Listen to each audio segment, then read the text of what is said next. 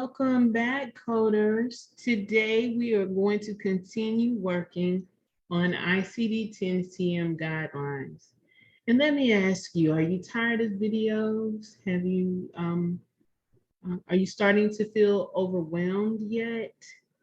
Well, let me assure you that feeling overwhelmed is normal.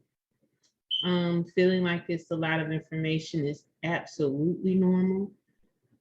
So just put it in perspective, understand that it may not be something you get overnight, but it is something you're going to get. You're going to learn it.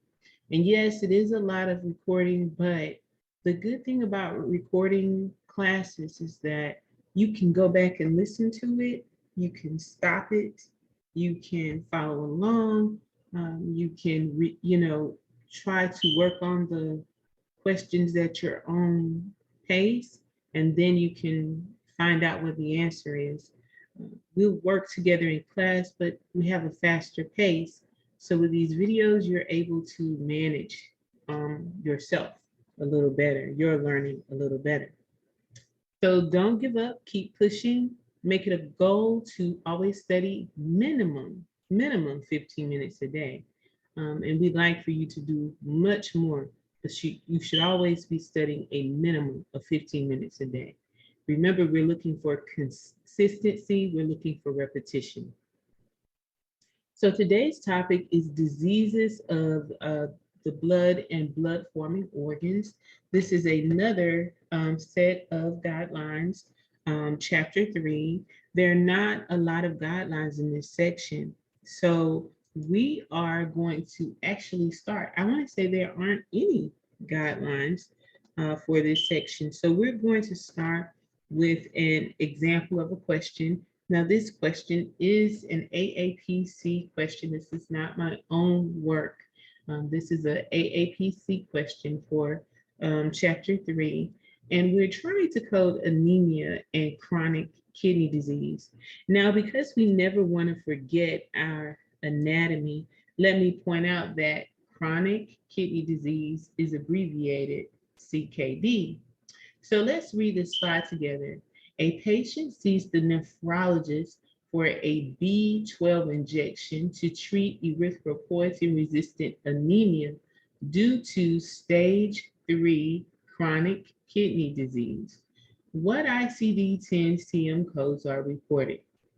Well, it's very clear they have anemia, and it is due to stage 3 kidney disease.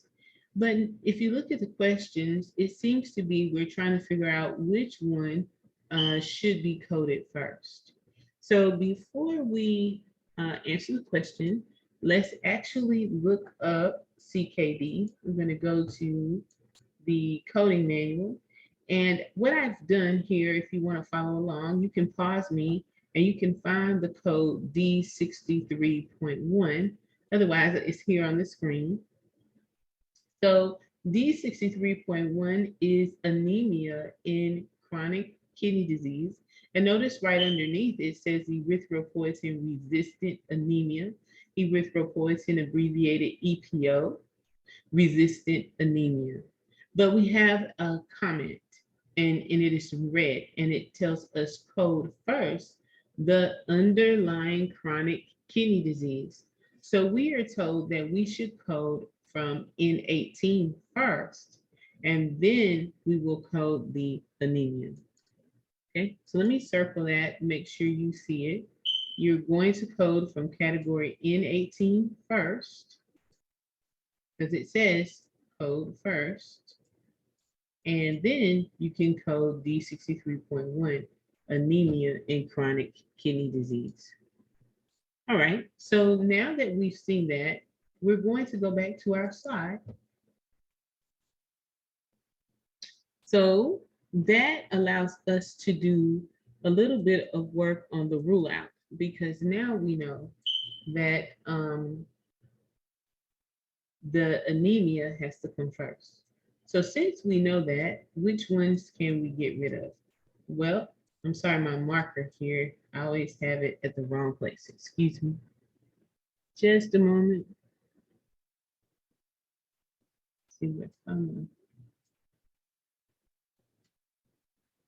on. Which one will you rule out while I play with my marker? Trying to figure out which.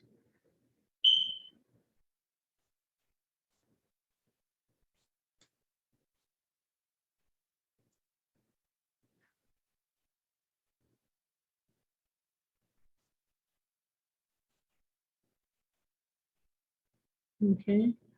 So remember the direction said to code first from category N18. So that would mean that we can go ahead and rule out A.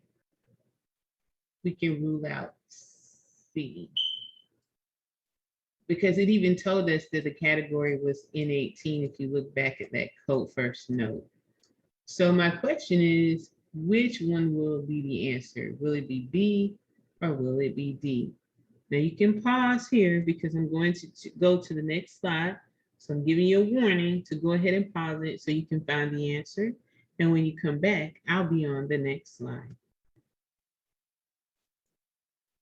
Your answer should have been B, because in the tabular, there was an instructional note telling you to code first the underlying chronic kidney disease.